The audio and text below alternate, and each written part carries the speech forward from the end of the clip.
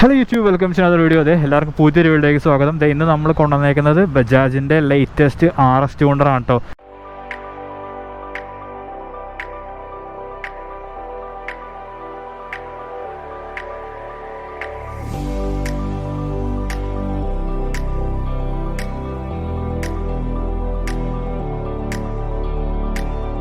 Yes, previous വെച്ച് compare ചെയ്യുമ്പോഴത്തേക്കും ഒറ്റ നോട്ടത്തിൽ ഒരുപാട് മാറ്റമില്ലാന്ന് തോന്നും. പക്ഷേ കുറച്ച് മാറ്റങ്ങളുണ്ട്, മൈന്യൂട്ട് മാറ്റങ്ങളാണ്. പക്ഷേ അതൊക്കെ ഒരു റൈഡറിനെ സംബന്ധിച്ചോളം വളരെ പോസിറ്റീവായിട്ടുള്ള മാറ്റങ്ങളാണ്. ഞാൻ എന്തൊക്കെയെന്ന് പറഞ്ഞുതരാം. അപ്പോൾ big thanks to Popular Bajaj, അലങ്കുളത്തുള്ള പോപ്പുലർ ബജാജ്. അവരാണ് നമുക്ക് വണ്ടി റിവ്യൂ ചെയ്യാനായിട്ട് തന്നത്. സോ എന്തെങ്കിലും അറിയണം, എൻക്വയറീസ് ഉണ്ടെങ്കിൽ നിങ്ങൾ ഇവരെ ജസ്റ്റ് ഒന്ന് കോൺടാക്ട് ചെയ്ത് നോക്കുക. വണ്ടിയുടെ ഓൺ റോഡ് പ്രൈസ്, ഫിനാൻസ് അങ്ങനെ കാര്യങ്ങളൊക്കെ വീടിൻ്റെ ഇടയ്ക്കോ അവസാനം ഞാൻ കൊടുത്തേക്കാം. അപ്പോൾ നേരെ വീട്ടിലേക്ക് കിടക്കാം. അപ്പോൾ ഫസ്റ്റ് തന്നെ എന്താ പറയുക, വണ്ടി കാണാൻ ഒരു രക്ഷയില്ല കേട്ടോ. ഈ ഒരു കളറിൽ, ഈ red colour I think first BS3 launch ചെയ്തതാണ്. ഇപ്പോൾ ലേറ്റർ ഐ തിങ്ക് 10 ഇയേഴ്സിന് ശേഷം വീണ്ടും ആ ഒരു റെഡ് കളർ ഇൻട്രൊഡ്യൂസ് ചെയ്തിട്ടുണ്ട്. നല്ല രസമുണ്ട്. എസ്പെഷ്യലി ഈ ഒരു മഴക്കാറുള്ള ഒരു വെതറിലൊക്കെ ശരിക്കും വണ്ടി പോപ്പ് ചെയ്തിരിക്കുകയാണ്. പിന്നെ ഈ ഒരു വൈറ്റ് വിനൈൽസ് ആണെങ്കിലും ഫോട്ടോയിൽ കാണാൻ ഭയങ്കര വൃത്തിയോടെ ഇടുന്നു, പക്ഷേ ഇൻ പേഴ്സൺ കാണാൻ നല്ല തെറിച്ച് നിൽക്കും കേട്ടോ. ഒരു അണ്ടർബെല്ലിലുള്ള ഒരു സ്റ്റിക്കർ ആണെങ്കിലും. പിന്നെ നേരത്തെ ഈ 200 എന്നുള്ളത് ഇവിടെ ആയിരുന്നു BS6, അതിപ്പോൾ എടുത്ത് അണ്ടർബെല്ലിലാക്കിയിട്ടുണ്ട്. അതൊക്കെ കാണാൻ നല്ല രസമുണ്ട്. പിന്നെ ഫ്രെയിമിൻ്റെ കളർ ആണെങ്കിലും കുറച്ച് വ്യത്യാസമുണ്ട്. ഇപ്പോൾ ഗ്രേ ഫിനിഷുള്ള ഫ്രെയിമാണ് വന്നത്, നേരത്തെ ബ്ലാക്ക് ആയിരുന്നു. മാറ്റങ്ങൾ എന്താണെന്ന് വെച്ച് കഴിഞ്ഞാൽ ഫ്രണ്ടിൽ നോക്കുവാണെങ്കിൽ നമുക്ക് ബോഡി വൈസോ വേറെ കാര്യങ്ങളൊന്നും മാറ്റില്ല. ഫ്രണ്ടിൽ നോക്കുവാണെങ്കിൽ നമുക്ക് പ്രീവിയസ്ലി ഹാലജൻ ഹെഡ്ലൈറ്റ് ആയിരുന്നു, അത് മാറി ഇപ്പോൾ LED ആയിട്ടുണ്ട്. ഇത് ബൈ LED ഒന്നും അല്ല, രണ്ടും LED ആണ്. ഇതിപ്പോൾ ഹൈ ബീമും ഇതിപ്പോൾ ലോ ബീമുമാണ് കിടക്കണേ. പിന്നെ ഒരു പൈലറ്റ് ലാമ്പും ഇവിടെ കൊടുത്തിട്ടുണ്ട്, അതും LED ആയിരുന്നു. പ്രീവിയസ്ലി LED ആയിരുന്നു. പിന്നെ പഴയ പോലത്തെ ഒരു LED ഇൻഡിക്കേറ്റേഴ്സ് കാണാം. പിന്നെ ഇതിലൊന്നും വലിയ വ്യത്യാസമില്ല, സെയിം BS6ൻ്റെ എക്സാക്ട് സെയിം മിറേഴ്സ് ആണ്, അതിൽ മാറ്റില്ല. ഐ വിഷ് ഈ മിറേഴ്സ് അവരൊന്ന് ചേഞ്ച് ചെയ്യായിരുന്നെങ്കിൽ കുറച്ചും കൂടി ബെറ്റർ ആയാനെ. പിന്നെ താഴേക്ക് വരുവാണെങ്കിൽ നമുക്കിപ്പോൾ ആ ഒരു പെയിൻറ്റഡ് ആയിട്ടുള്ള ഫെൻഡർ കാണാം.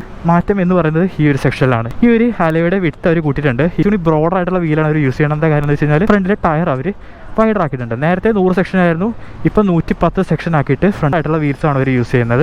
ടയർ ഏതാണെന്ന് നോക്കി കഴിഞ്ഞാൽ MRFിൻ്റെ സാപ്പർ FX2 എന്ന് പറഞ്ഞ ടയറാണ് ഇവർ യൂസ് ചെയ്യുന്നത്. പിന്നത്തെ ഒരു വ്യത്യാസം, ഡിസ്ക് ഒക്കെ സെയിം ആണ്, എക്സാക്ട് സെയിം 300 mm ഡിസ്ക് ആണ്, പെറ്റൽ ഡിസ്ക് ആണ്. അതുകൊണ്ടാണ് ഇങ്ങനെ കട്ട് കൊടുത്തേക്കുന്നത് ഫോർ ബെറ്റർ ഹീറ്റ് ഡിസിപ്പേഷൻ. വൈബ്രി പോയി ഇപ്പോൾ ഗ്രൈമേക്കയുടെ ബ്രേക്കാണ് യൂസ് ചെയ്യുന്നത്. ഇറ്റാലിയൻ ബ്രാൻഡാണ്. ഡ്യുവൽ ചാനൽ ABS ആണ്. നമുക്ക് ABS മോഡ് വരുന്നുണ്ട്, റെയിൻ, റോഡ്, ഓഫ് റോഡ് എന്നിങ്ങനെ 3 ABS മോഡ് വരുന്നുണ്ട്. ഞാൻ കൺസോൾ വരുമ്പോൾ കാണിച്ചു തരാം. പിന്നെ എക്സാക്ട് സെയിം 37 mm ഒരു ടെലസ്കോപ്പി ഫോർക്കാണ്.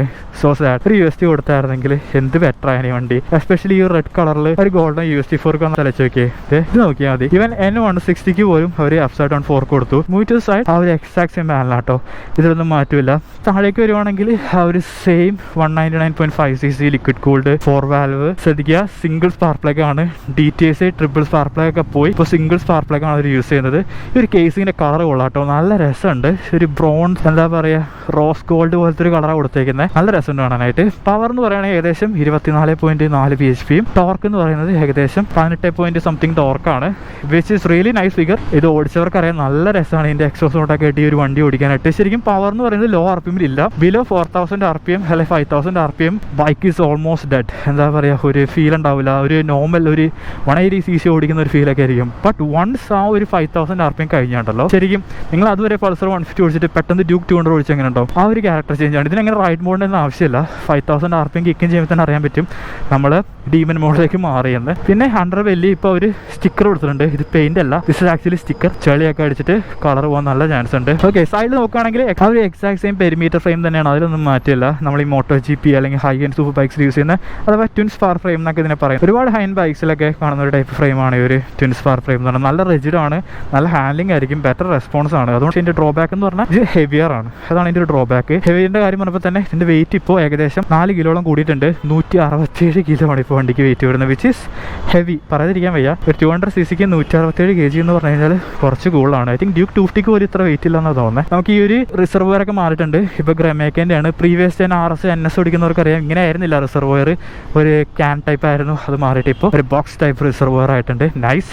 പിന്നെ ആ ഒരു ഷോർട്ട് ആയിട്ടുള്ള എക്സോസ് ആണ്, നല്ല രസമുണ്ട്. ഇതിൻ്റെ എക്സോസ് തൊട്ട് ഈ വണ്ടിയുടെ USP എന്ന് പറയുന്നത് ഈ ഒരു എക്സോസിനോട് ഒരു രക്ഷയില്ല. പിന്നെ അതൊരു മേജർ മാറ്റം എന്ന് പറയുന്നത് സ്വിങ്ങാമാണ്. ആ ഒരു സ്വിങ്ങാം ചേഞ്ച് ചെയ്തു, കംപ്ലീറ്റ്ലി ഡിഫറെൻ്റ് ആയിട്ടുള്ള സ്വിങ്ങാമാണ് യൂസ് ചെയ്യുന്നത്.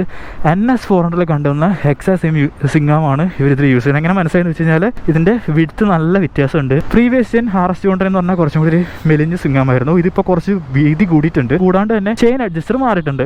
ചെയിൻ അഡ്ജസ്റ്റർ ഇപ്പോൾ ബാക്കിലാണ് വരുന്നത്. പ്രീവിയസ് RS ഓണേഴ്സ് ആണെങ്കിൽ അവർക്ക് അറിയാൻ പറ്റും, ഇവിടെയായിരുന്നു ചെയിൻ അഡ്ജസ്റ്റർ. ആ ഒരു സ്പേസർ വെച്ചിട്ട് അഡ്ജസ്റ്റ് ചെയ്യേണ്ടത് മാറിയിട്ട് ബാക്കിൽ ചെയിൻ അഡ്ജസ്റ്റർ ആയിട്ടുണ്ട്. അതുകൊണ്ട് തന്നെ വണ്ടിയുടെ വീൽ ബേസ് ഏകദേശം I think think 10 mm wheel base കൂടിയിട്ടുണ്ട്. അതാണ് നിങ്ങൾ ഈ ഒരു ചില ആംഗിളിൽ നിന്നൊക്കെ പോകുമ്പോഴത്തേക്കും ബാക്ക് കുറച്ചും കൂടി ഇങ്ങനെ തള്ളിയിരിക്കുന്ന ഒരു ഫീൽ കിട്ടുന്നുണ്ട്. പിന്നെ എന്നാ പറയുക, ബാക്കിൽ നോക്കുകയാണെങ്കിൽ ഇതൊക്കെ പുതിയതാണ് കേട്ടോ, ഇതൊക്കെ സ്ട്രൈറ്റ് ഫ്രം NS400C. പിന്നെ ബാക്കിൽ നോക്കുകയാണെങ്കിൽ അഡ്ജസ്റ്റബിൾ ആയിട്ടുള്ള നൈട്രോക്സിൻ്റെ ഗ്യാസ് ചാർജർ മോണോഷോക്ക് കാണാനായിട്ട് പറ്റും. നിങ്ങൾ ഇങ്ങനത്തെ ഒരു വണ്ടി മേടിക്കുകയാണെങ്കിൽ നിങ്ങൾ അഡ്ജസ്റ്റ് ചെയ്ത് കളിക്കുക, നിങ്ങളുടെ സെറ്റിംഗ്സ് നോക്കുക. ഇപ്പോൾ മാനുഫാക്ചർ പറയുകയാണെങ്കിൽ ഇത് സോഫ്റ്റ് സസ്പെൻഷൻ ആണെന്ന് പറയുകയാണ്, പക്ഷേ നിങ്ങൾ കയറിക്കും നിങ്ങൾക്ക് ഹാർഡായിട്ട് തോന്നുമെങ്കിൽ നിങ്ങൾ സസ്പെൻഷൻ അഡ്ജസ്റ്റ് ചെയ്തേ പറ്റൂ. പിന്നെ ബാക്കിൽ വരുവാണെങ്കിൽ നമുക്ക് 230mm ഡിസ്ക് കാണാം. ബാക്കിലത്തെ കാലിപ്പർ മാറിയിട്ടുണ്ട്. നൗ ഞാൻ പറഞ്ഞ പോലെ തന്നെ ബൈബറി പോയി ബൈബറി ഗ്രമയൊക്കെ ആയിട്ടുണ്ട്.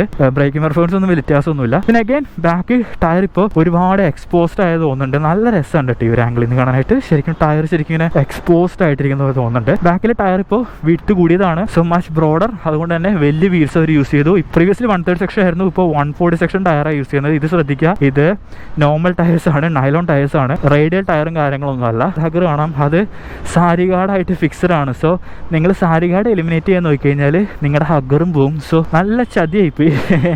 ഒന്നില്ലെങ്കിൽ സാരി ഗാർഡ് മാത്രം റിമൂവ് ചെയ്യാനുള്ള ഒരു ഓപ്ഷൻ വെക്കേണ്ടി വരുന്നു. ഇതിപ്പോൾ രണ്ടും കളയേണ്ടി വരും, അല്ലെങ്കിൽ കട്ട് ചെയ്ത് മാറ്റേണ്ടി വരും. പിന്നെ ബാക്കിൽ വരുവാണെങ്കിൽ യെസ്, മേജർ മാറ്റം ഈ ഒരു ടെയിൽ ലൈറ്റ് ആണ്. ഭയങ്കര എന്താ പറയുക, അഗെയിൻ 2 തരം ഒപ്പീനിയൻ വന്നൊരു സൈസ് ടെയിൽ ലൈറ്റ് ആണ്. എന്നോട് ചോദിക്കുകയാണെങ്കിൽ ഈ ബാക്കിൽ പഴയ ടെയിൽ ലൈറ്റ് വന്നപ്പോഴത്തേക്കും ഭയങ്കര താണിറങ്ങിയിരിക്കുന്ന ഫീലായിരുന്നു, ഒരുമാതിരി വാല് പോലെ. അത് മാറി കിട്ടിയിട്ടുണ്ട്, കുറച്ചും കൂടി ഒരു എലവേറ്റഡ് ഫീൽ കിട്ടുന്നുണ്ട്. സൈഡിലൊക്കെ നോക്കുമ്പോഴത്തേക്കും ശരിക്കും ഇങ്ങനെ ബാക്ക് പൊങ്ങിയിരിക്കുന്ന ഒരു ഫീൽ കിട്ടുന്നുണ്ട്. അത് നൈസാണ്. പക്ഷേ ബാക്കിൽ നിന്ന് വരുമ്പോണ്ടല്ലോ ഇതാണ് അവസ്ഥ. നല്ല അസ്റ്റേഷൻ ഗ്രാബിംഗ് ആണ് കേട്ടോ. നിങ്ങൾ ഈ വണ്ടിയും കൊണ്ട് പോകുമ്പോൾ എല്ലാവരും ബാക്കിലേക്ക് നോക്കിയിരിക്കും. ബീൻസില്ലേ അതിൻ്റെയൊക്കെ ഒരു ഇതുപോലെ ഉണ്ട്. നമുക്കിവിടെ ഇൻഡിക്കേറ്ററും വരുന്നുണ്ട്, ഇവിടെ ബ്രേക്ക് ലൈറ്റും വരുന്നുണ്ട്. നമുക്ക് ഈ ടെയിൽ ലൈറ്റ് പഴയ RS Tuner വയ്ക്കാൻ പറ്റില്ല, കാരണം ഞാൻ കാണിച്ചു തരാം. എന്താണെന്ന് വെച്ച് കഴിഞ്ഞാൽ ഇതിൻ്റെ കപ്ലർ കണ്ടോ, coupler is very different, completely different ആയിട്ടുള്ള കപ്ലറാണ്. പ്രീവിയസ്ലി ജസ്റ്റ് വയർ കുത്തിക്കാരണ്ടായിരുന്നു, ഇതിപ്പോൾ കംപ്ലീറ്റ്ലി ഹോൾ സെറ്റ് മാറ്റി വെക്കണം. ഈ ഒരു ഭാഗത്തേക്ക് നമ്മുടെ ഓഡിയോ ചെറിയൊരു പണിയൊന്നും ഓഡിയോ റെക്കോർഡായില്ല, സോ ഞാൻ വോയിസ് ഓവറാണ്. നമുക്കിവിടെ 6 speed ഗിയർ ബോക്സ് ആണ് വിത്ത് സ്ലിപ്പർ ക്ലച്ച് വരുന്നുണ്ട്. അതുകൊണ്ട് തന്നെ റിയർ വീൽ ലോക്ക് ആവില്ല. ഇത് ഐ തിങ്ക് BS 6.1 ആ ഒരു അപ്ഡേറ്റിൽ വന്നതാണ്. സീറ്റ്സ് എടുത്ത് നോക്കുകയാണെങ്കിൽ വളരെ ഹാർഡായിട്ടുള്ള സീറ്റ്സ് ആണ്, പറയാതിരിക്കാൻ വയ്യ. സീറ്റ് ആയിട്ട് വരുന്നത് 810 mm ആണ്. ഒരു 5.5 ആണെങ്കിൽ ചെറിയൊരു ഹാഫ് ഫുട്ട് വരാൻ ചാൻസ് ഉണ്ട്. അത്യാവശ്യം നിങ്ങൾക്ക് പക്ക പ്ലാനറ്റ് ഫുട്ടാണ്. ഭയങ്കര ഹാർഡായിട്ടുള്ള സീറ്റാണ്, പറയാതിരിക്കാൻ വയ്യ. ഫ്രണ്ടും അതെ ബാക്കും അതെ. BS3 വെച്ച് കമ്പയർ ചെയ്യുമ്പോഴത്തേക്കും കുറച്ചൊന്ന് സോഫ്റ്റ് ആയിട്ടുണ്ട്, ബട്ട് സ്റ്റിൽ ഭയങ്കര ഹാർഡായിട്ടുള്ള സീറ്റാണ്. അതുകൂടാണ്ട് തന്നെ വണ്ടിയുടെ സസ്പെൻഷൻ സെറ്റപ്പ് റിയറിലെ ഭയങ്കര ഫേം സൈഡാണ്. റൈഡിംഗ് പൊസിഷൻ നോക്കുകയാണെങ്കിൽ മറ്റ് സൂപ്പർ സ്പോർട്സ് വണ്ടികൾ വെച്ച് നോക്കുമ്പോഴത്തേക്കും ഇത് കുറച്ചൊന്ന് അപ്രൈറ്റ് ആണ്. ഒരു RR310 അല്ലെങ്കിൽ ഈവൻ കരീഷ്മ XMR 210 വെച്ച് നോക്കുമ്പോൾ കൂടി ഭയങ്കര ഒരു അപ്രൈറ്റുള്ള പൊസിഷനാണ്. പലർക്കും ഇഷ്ടമാണ് ഈ റൈഡിംഗ് പൊസിഷൻ. നമുക്ക് ലോങ് റൈഡൊക്കെ കൊണ്ടുപോകാം. പക്ഷേ പോരായ്മ എന്ന് പറയുന്നത് ഇതാണ്, ഞാൻ പറഞ്ഞ പോലെ തന്നെ സസ്പെൻഷനും സീറ്റും ഭയങ്കര ഹാർഡാണ്. അതൊന്ന് അപ്ഡേറ്റ് ചെയ്യുമായിരുന്നത് അവർ ചെയ്തില്ല.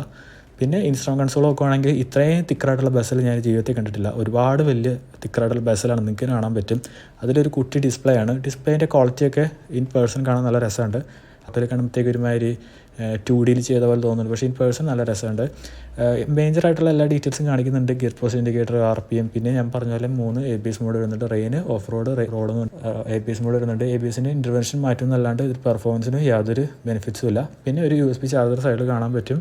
പിന്നെ നമുക്ക് average fuel economy, instant fuel economy, distance to MT, പിന്നെ 10x10 നാവിഗേഷൻ എന്നിങ്ങനെയുള്ള ഫീച്ചേഴ്സും കാലം കിട്ടും. കോൾ അലേർട്ട്, മെസ്സേജ് അലേർട്ട്, അങ്ങനത്തെ കാര്യങ്ങളൊക്കെ കിട്ടും. നമുക്ക് കോൾ വേണമെങ്കിൽ M ബട്ടൺ യൂസ് ചെയ്തിട്ട്, ഈ കൺസോളിൽ കാണുന്ന M ബട്ടൺ അല്ല, അല്ലാണ്ട് സ്വിച്ച് ഗിയറുള്ള M ബട്ടൺ യൂസ് ചെയ്തിട്ട് നമുക്ക് ഡിസ്കാർഡും കാര്യങ്ങളൊക്കെ ചെയ്യാനായിട്ട് പറ്റും. പിന്നെ വണ്ടിക്ക് ട്രാക്ഷൻ കൺട്രോൾ വരുന്നില്ല, അത് ശ്രദ്ധിക്കുക. നമുക്ക് ഡോമിന 250 ട്രാക്ഷൻ കൺട്രോൾ വരുന്നുണ്ട്, പക്ഷേ ഇതിന് ട്രാക്ഷൻ കൺട്രോൾ വരുന്നില്ല. പിന്നെ ഓവറോൾ നോക്കുകയാണെങ്കിൽ നമുക്ക് ഇതിൻ്റെ പ്രൈസ് വരുന്നത് ഏകദേശം 2.41 lakh കൊച്ചിയിൽ ഓൺ റോഡ് വരുന്നത്. നമുക്കൊരു നിസാരം 8,000 രൂപ കൊടുത്തു കഴിഞ്ഞാൽ നമുക്ക് ഡോമിന 250 എടുക്കാം 2.49. അല്ലെങ്കിൽ കുറച്ചും കൂടി ഒരു 2,000 രൂപ 3,000 രൂപ കൂട്ടി കൊടുത്തു കഴിഞ്ഞാൽ 2.51 നമുക്ക് പുതിയ NS400C എടുക്കാവുന്നതാണ്. അതിലാകുമ്പോഴത്തേക്കും കുറച്ചും കൂടി വലിയ എഞ്ചിൻ, കുറച്ചും കൂടി നല്ല ഫീച്ചർ, ഇപ്പോൾ വിത്ത് ക്വിക്ക് ഷിഫ്റ്റ്, പിന്നെ കൂടുതൽ പവർ, നല്ല tyres. So value for money എന്നുള്ള പെർസ്പെക്റ്റീവ് നോക്കുകയാണെങ്കിൽ 400C തന്നെയാണ് ആബ്സല്യൂട്ട് വാല്യൂ ഫോർ മണി. അതല്ല നിങ്ങൾക്ക് ടൂറാണ് വേണമെങ്കിൽ ഞാൻ കുറച്ചും കൂടി റെക്കമെൻഡ് ചെയ്യുക ഡോമിന 250 ആയിരിക്കും. കാരണം കുറച്ചും കൂടി കംഫർട്ട്, പില്ലൻ കംഫർട്ട്, എന്താ പറയുക, ഡെയിലി യൂസൊക്കെ വെച്ച് നോക്കുകയാണെങ്കിൽ കുറച്ചും കൂടി കംഫർട്ടബിൾ ഐ തിങ്ക് ഡോമിന 250 ആണ്. RS Tuner ഇഷ്ടമുണ്ടെങ്കിൽ മാത്രം നോക്കുക. നിങ്ങൾക്ക് ഭയങ്കര ഇഷ്ടമാണ്, പണ്ടോട്ട് ഇഷ്ടമാണെങ്കിൽ മാത്രം RS Tuner ഞാൻ റെക്കമെൻഡ് ചെയ്യുള്ളൂ. കാരണം മാർക്കറ്റിൽ നിരവധി ഓപ്ഷൻ ഉണ്ട്. ലൈക്ക് XMR 210 ഉണ്ട്, കമ്മിങ് ആയിട്ടുള്ള XMR 250 ഉണ്ട്. അങ്ങനെ കുറച്ച് നല്ല സ്പോർട്സ് വണ്ടികൾ നമുക്ക് മാർക്കറ്റിലുണ്ട്. സോ ഈ ഒരു വണ്ടി ഞാൻ പറഞ്ഞ പോലെ ഭയങ്കര ഇഷ്ടമാണെങ്കിൽ മാത്രം ചൂസ് ചെയ്യുക, അല്ലെങ്കിൽ ഞാൻ പറയുകയാണെങ്കിൽ യൂസ് ചെയ്ത് നോക്കാനേ ഞാൻ പറയുള്ളൂ. ഓക്കെ, സോ ഇത്രയൊക്കെ തന്നെ ഒരു നമ്മുടെ RS Tuner വീഡിയോ, ഒരു ഫുൾ ടെസ്റ്റ് ഡ്രൈവ് വീഡിയോ എന്തായാലും ചെയ്യാം. സോ അടുത്ത വീഡിയോ കാണുന്നവരെ ബൈ, ചിയേഴ്സ്.